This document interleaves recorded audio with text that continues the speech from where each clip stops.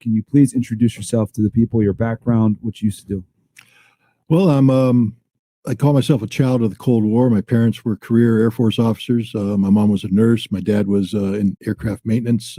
Spent 26 years serving our country, much of it overseas. I went to high school in three different places, Hawaii, Turkey, and Germany. I graduated from Kaiserslautern American High School in 1979, enlisted in the U.S. Army so I could go off and kill communists. Went to college, majored in Russian history, got commissioned in the United States Marine Corps, became an intelligence officer. And in 1988, I was assigned to what's called the On-Site Inspection Agency, a Department of Defense activity created to implement the Intermediate Nuclear Forces Treaty, which was signed in December of 1987 by Ronald Reagan and Mikhail Gorbachev. This eliminated intermediate and short-range nuclear missiles. It's the first ever treaty to get rid of nuclear weapons. And I was the first inspector on the ground in the Soviet Union to do it. That's my claim to fame. I did that for 2 years, and then went back to the Marine Corps. As a UN inspector for 2 years? No, this is American. Okay. As a Marine Corps officer serving in a Department of Defense activity. I went back to the Marine Corps, and right in time for Saddam Hussein to invade Iraq. Oh, wow. And I ended up on General Norman Schwarzkopf's staff as an intelligence officer. Because of my experience with missiles, I got involved in the Counter Scud campaign. I worked with Special Forces, American Delta Force, SEALs, British SAS, and others to try and interdict Iraqi Scud missiles before they could be fired against Israel or the Persian Gulf countries. The war ended. I had what they call a good war, meaning I didn't get killed and had a good reputation. But my time in the Marine Corps was over. I joined to kill communists. When I said that the first time, I wasn't joking. I joined because the evil empire was there, and I wanted to close with and destroy the communist enemy through firepower maneuver. The Cold War ended. Soviet Union collapsed. It was over. So I left the Marine Corps only to get the phone call in August from the United Nations saying, not so, that line from The Godfather, every time I want to leave, they just reach in and they drag me back. And that's what happened. They called up and they said, nah, not so fast. We need you to come to the United Nations, set up an intelligence unit there to do to find where Iraq is hiding weapons and to get inspection teams on target. And I did that job for 7 years. I was so you were involved in finding the weapons of mass destruction? Well, except that in the beginning they were weapons of mass destruction. I mean, what people don't realize is Iraq was overflowing with weapons of mass destruction. And when the war ended, they were obligated to declare the totality of their weapons of mass destruction to the United Nations. Then weapons inspection teams would go in, verify the accuracy of the declaration, then oversee the destruction. The original teams were composed of honest-to-goodness experts, chemical weapons experts, biological weapons experts, nuclear missile guys. I'm none of that. I'm just a simple Marine. But the Iraqis lied. They declared less than half of their chemical weapons capability. They declared less than half of their missiles. They denied having a biological capability or a nuclear capability. And so we were in a quandary. What do you do? So that's where I came in. I created an intelligence unit whose job was to find the hidden stuff. I worked with all the intelligence agencies in the world, the CIA, British MI6, Israeli Mossad, you name it, I worked with them. And then I helped gather that intelligence and turn it into what we call, it's actionable intelligence. Now, where on the ground we're going to go. And then I would lead the inspection teams into Iraq to find this stuff. And that's how we got rid of them. It wasn't that the Iraqis never had them. It's that people like me and the inspectors I worked with did a damn good job in hunting them down and disposing of them. So Iraq actually did have weapons then? Absolutely. Contrary to popular belief. Because they always say, we invaded for no reason. They didn't have any weapons of mass destruction. Well, they didn't have them when we invaded. That's what I'm trying to say, is that we, the inspectors, we got rid of them. We compelled the Iraqis to destroy them. We investigated. Prior to us going in there. The problem was, and this is the kicker. I thought that my job was to get rid of weapons of mass destruction, because that's what the United Nations resolution said our job was to do. I didn't realize that my government wanted something different. They wanted Saddam Hussein gone, and that they were using the inspectors not to get rid of the weapons, but to put pressure on Saddam to collect intelligence on Saddam so that Saddam could be assassinated or driven out of power.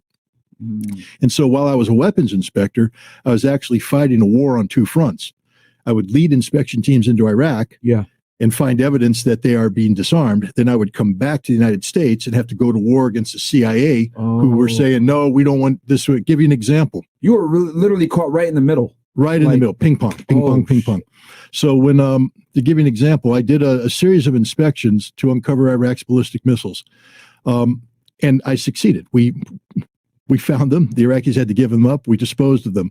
And I went back and I briefed the director of the CIA. I said, they're all gone.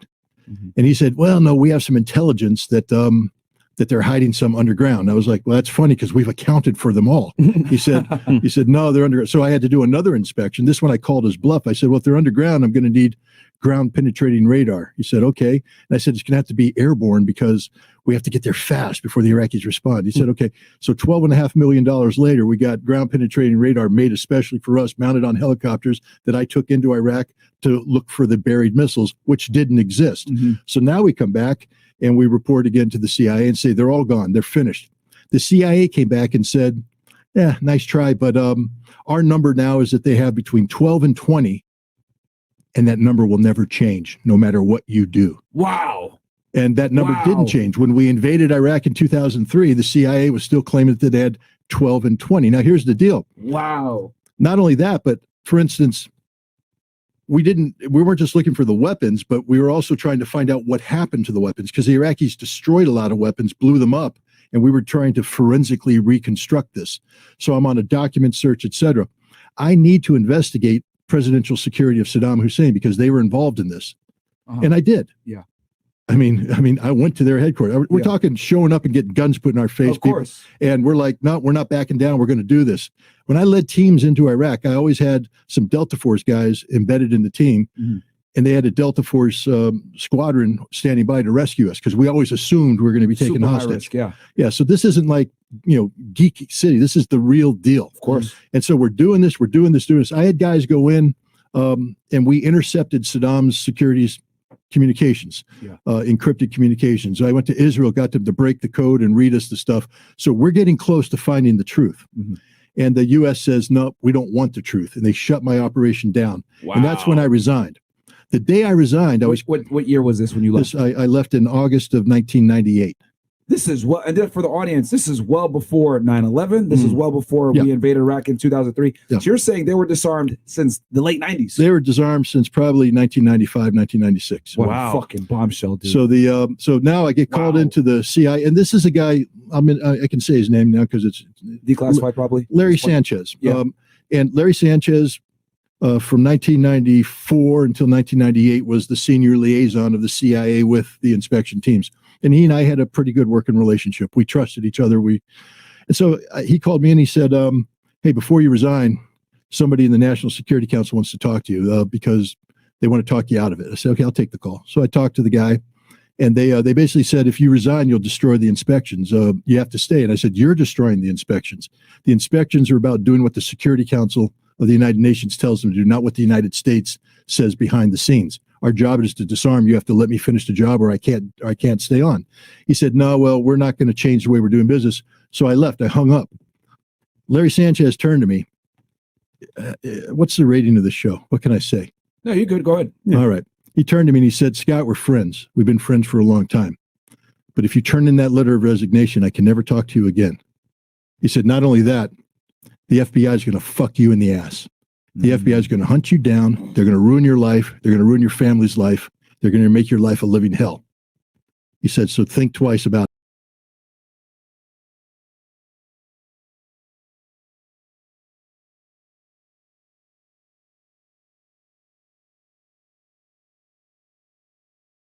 it. Mr. Chairman, I envy your position. I sincerely do. I envy the ability to have such clarity on this issue. Let me ask you a question. Do you think you should be the one to be able to decide when to pull the trigger?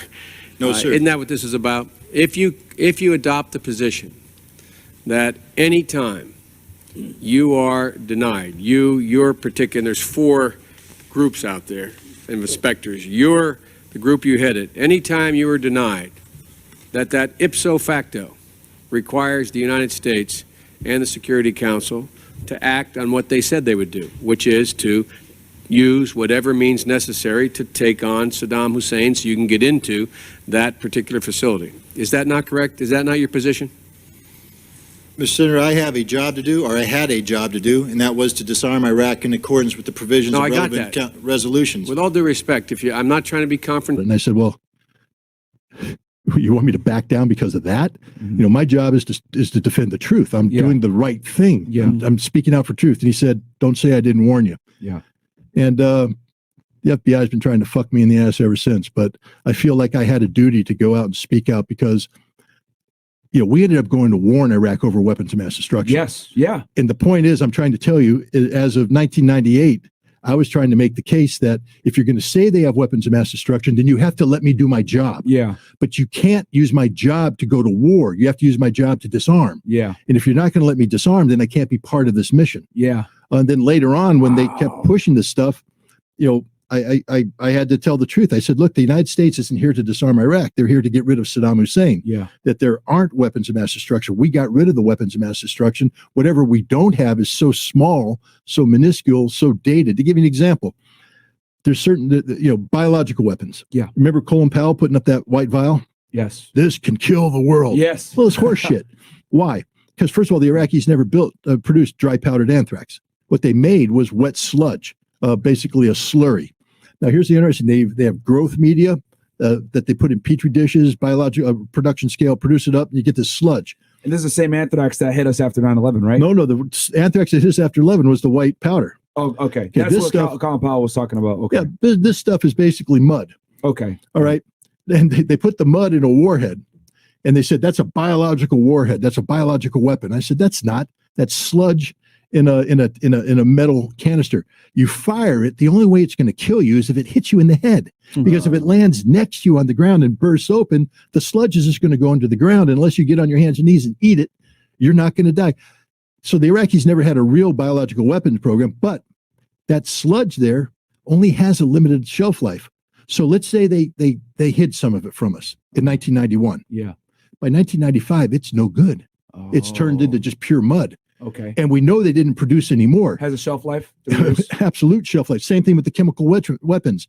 You know, so in 1998, when they're saying Iraq has this, Iraq has that, we're going, well, we can't prove that they destroyed everything. We can prove they destroyed 97%. But the stuff that we can't find, I can guarantee you by science that it's useless. It's meaningless. So why are we treating it as if it's a real weapon? Because the Security Council says 100%. Okay. I would accept that if you would accept that when we find 100%, like we did with the missiles, you would lift the sanctions on Iraq and bring them back in, as the deal is. Because that was the whole purpose. That was why the deal. Even allowed you guys to come in there was to lift the sanctions so they can be a part of the economy and make money and not be broke and poor. And yet we had repeated secretaries of state, starting with James Baker in 1992, going on to Madeleine Albright, saying that even if Iraq complies with its obligation to disarm, economic sanctions will never be lifted until Saddam Hussein is removed from power. It was always a setup. It was always a scam. Why was the U.S., because we got a lot of guys here that might be younger, they might not even remember or know who Saddam Hussein is. Why was the U.S. so hell-bent on getting him out of power? Well, there was once upon a time, Saddam was our friend. In fact, if you go back and you Google Donald Rumsfeld and Saddam Hussein. Didn't he get a key to the city of Detroit? Well, I don't know about something like that. Well, Donald Rumsfeld went there and shook his hand. And we gave Saddam Hussein $1 billion loans so he could buy weapons of mass destruction and other things.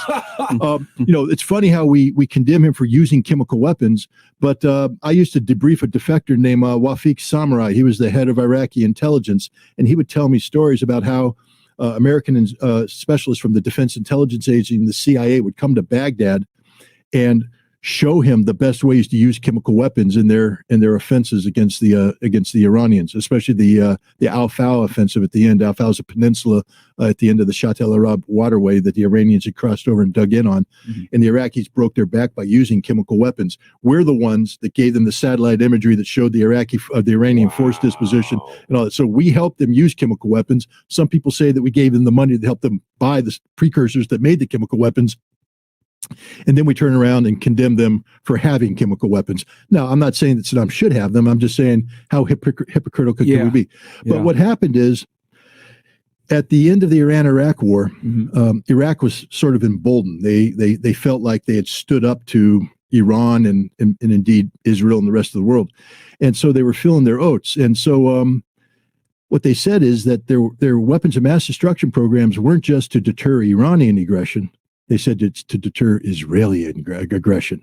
Oh. And that's when the Americans went, oh, you can't say that.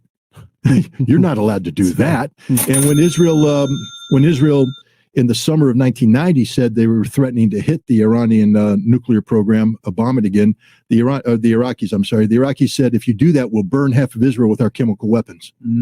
That's our deterrence. And that's when America went, we got a problem here. Then Saddam invades Kuwait and put Saudi Arabia in a tough spot.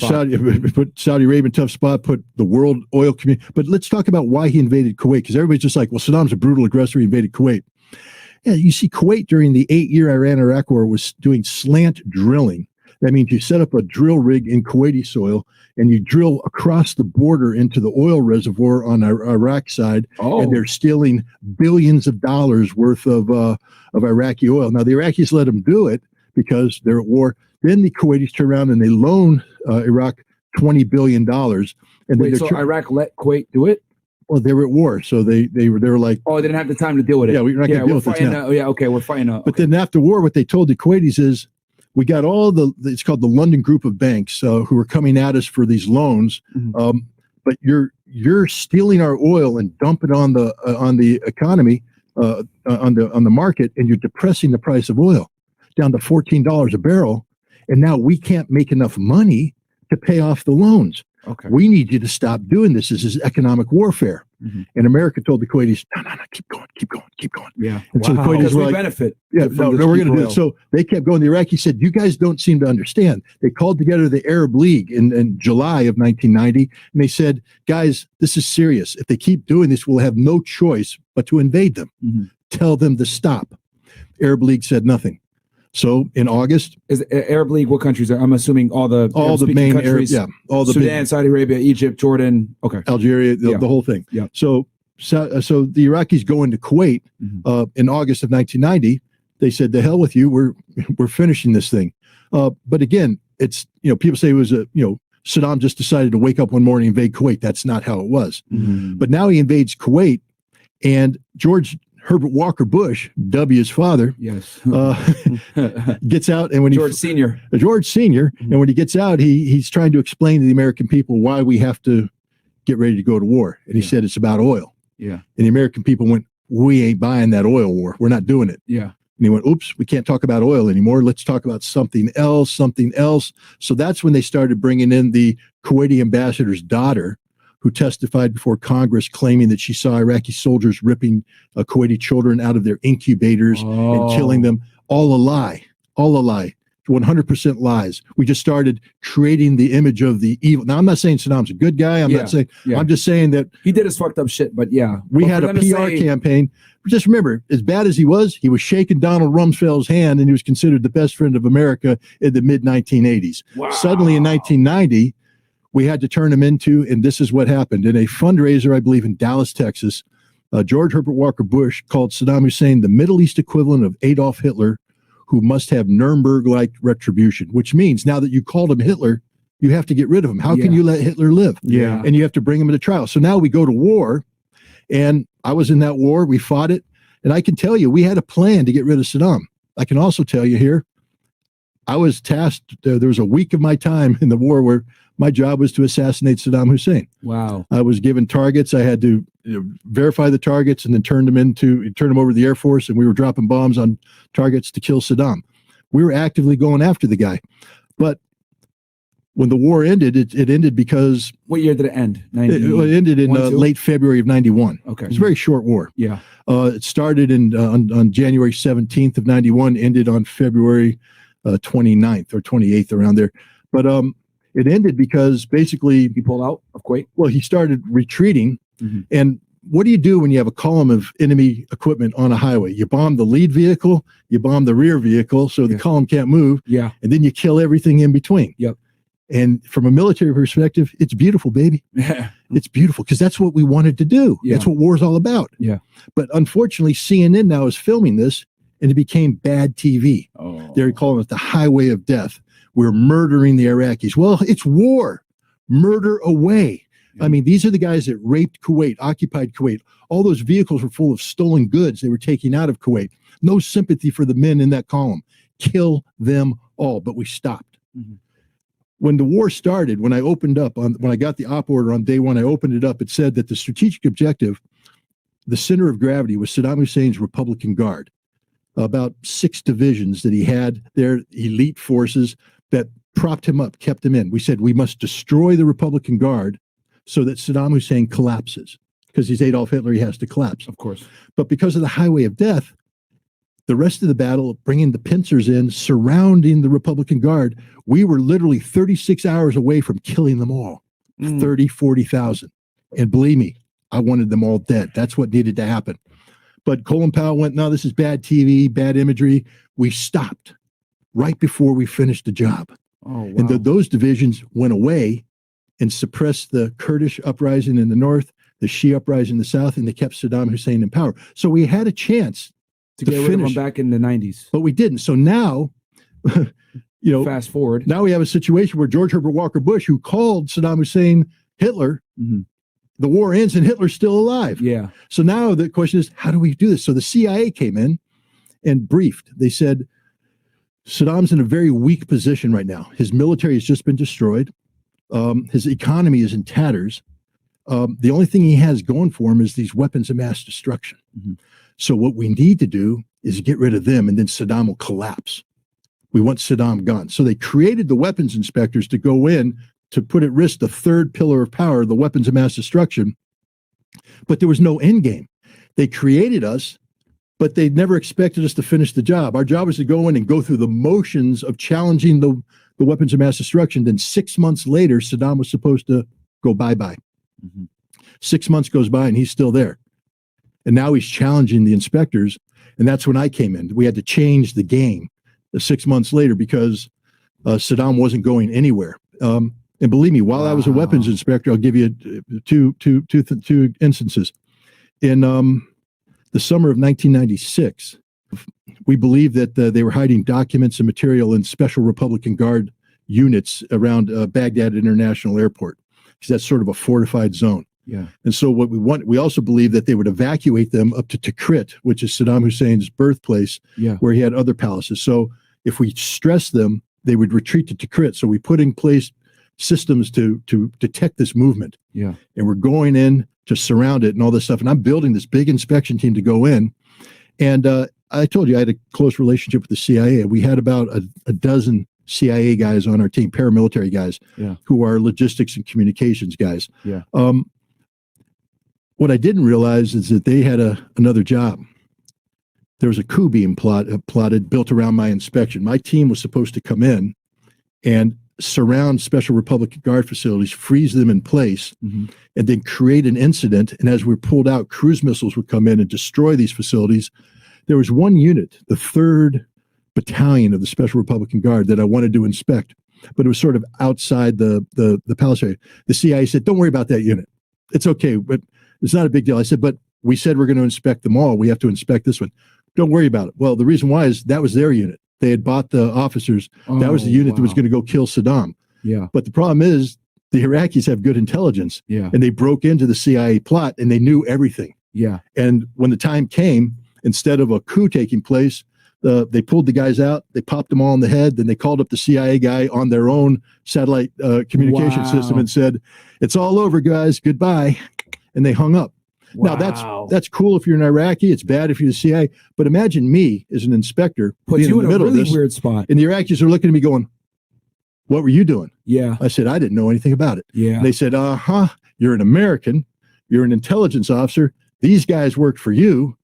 And that really because they don't know the difference between a Marine and the CIA. They don't know the difference. They don't know the difference between an American's an American is American. Yeah, exactly. And again, just so people understand, I'm as American as you get. Of course. You won't meet a more patriotic person than me. But when I joined the weapons inspection team, I went down to Washington, D.C., and I demanded a meeting at the State Department with the State Department, the CIA, the Defense Department, all the players. Yeah. And I said, okay, I'm going to come in, I'm going to create this intelligence unit. I need to know the rule of the game. I need to know the rules. Is this a wink, wink, nod, nod thing? Meaning that we're going to do something, but really something else is happening? Yeah. You have to tell me up front.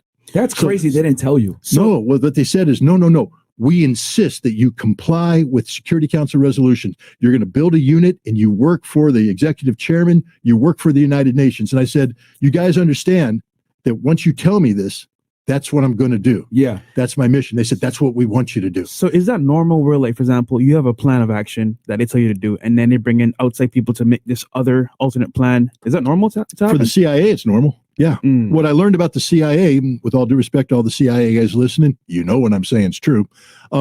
They lie, they cheat, they steal. That's what they do for a living. They can't be trusted. If you're in the CIA and you got the secret decoder ring, then you're part of the team. But if you're outside the CIA, even if you're an American, even if you're a loyal American, even if you're a loyal American who's, gone to war for his country, you're not part of the team. And the CIA spent that meeting took place in October of 1991. And I spent the next 7 years beating my head against the wall, going to war against the CIA for this. The last story I'll tell you, the Iraqis kicked me out, my inspection team out in January of 1998, accused me of being a CIA officer, the whole works. And they said, we're not going to work with Ritter ever again because he's evil. Yeah. Now, we can't allow that to happen because that means the Iraqis are dictating who gets to be on inspection teams. Yeah. So there's a big rigmarole, the challenge, and I was tasked with leading an inspection team back in to challenge the Iraqis. The Iraqis had agreed to certain rules and stuff. A challenge inspection. I went to the White House and I briefed the White House on the inspection concept of operations. I went to the State Department, briefed that. We briefed it to Pentagon. And finally, we're at the U.S. mission in New York where Ambassador Bill Richardson's at. He's the head ambassador. He's there. His deputy's there. The CIA's there. My boss, Richard Butler's there. Charles Dulfer's there. And I'm there. And basically, Richard Butler, a UN official, gets up with a whiteboard and he starts drawing dates on it. And he goes, okay, Ritter, you got to go in on this date. And then you have to create a crisis here. And the crisis was I had to inspect the Iraqi Ministry of Defense. Now, the Iraqis had told us that if we ever tried to inspect the Ministry of Defense, that was a red line, it would mean war. And I said, why are we inspecting the Ministry of Defense? That's not on my target list. They said, well, the Americans have put it on the target list. And I said, why? What's the arms control reason? We believe that they're hiding documents related to weapons of mass destruction. I said, but it's war. And they said, do your job. I said, okay, I'll do my job. But I said, it's strange that we're sitting there coordinating our inspection timeline with America's ability to go to war. You're telling me I have to create a crisis here so America can bomb in here. And they're all saying, well, yes. And I said, okay, I'm going to go in and I'm going to have the inspection on that date. That's my job. They said, good. So I took my team in. We show up at the Ministry of Defense and the guns come out, the whole thing. They're not going to let us in. It's high tension. And the Iraqis come over. They said, what are you doing? And I said, I got to inspect. And they said, you can't. This is the Ministry of Defense. This is war. And I said, you got to let me in. They said, well, we aren't going to let you in. I said, guys, let me just be very blunt with you. If you don't let me in, the missiles are going to blow this place up. They're going to kill you. Everybody I'm talking to is going to be dead. You may kidnap me. I may die. It doesn't matter. If you let me in, I can promise you that I'm going to do my job. You know me. If you have weapons of mass destruction stuff in there, I'm going to find it. If I find it, you're screwed. But if you don't have it, you also know me. I will walk away. I'm not here to spy on you, but you got to let me in. They went back to Tariq Aziz. They went back to Saddam Hussein. Meanwhile, Madeleine Albright's in France. She's the Secretary of State. She's with her French counterpart, and she's bragging. Hey, we got the missiles inbound, baby. We're going to get the war we want. Yeah. The French are going, how do you know? We got it fixed. We got our inside man. He's going to make it happen. That was me. Yeah. And the Iraqis came back and they said, okay, Ritter, we'll let you in. Oh, shit. And I got to take my team in. We spent 16 hours in the Ministry of Defense going through everything. We didn't find anything related to weapons of mass destruction, and we left. Damn. There was no war. The Americans are so pissed off at me. Did you get, I was going to say, did you get? Well, no, that was in March of 1998. Yeah.